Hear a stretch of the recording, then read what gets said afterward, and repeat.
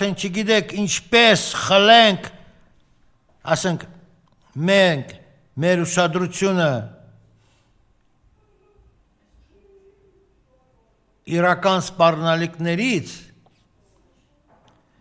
ու օրեցօր գցում եք ամբողին, են սոված ամբողին, որ աղմկոտ լուրեր պիտի իմանան, մի սուտ օրակարգը, այդ սուտ օրակարգի հետևից։ Տեսեք ինչով են ուրախացնում կամ զարմացնում ամբողին, այդ նախիրին, այդ կեղտոտ նախիրին, անպատասխանատու այդ սոցիալական ցածր պատասխանատվություն ունեցող շերտերին, խավերին, թե պարագլուխը իր դիգնոջ հետ գնում է եկեղեցի, յանի թե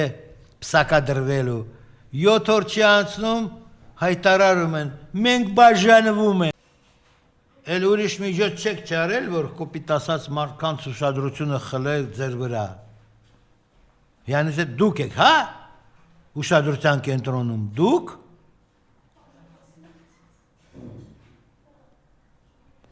ով է ձեզ դա ասել,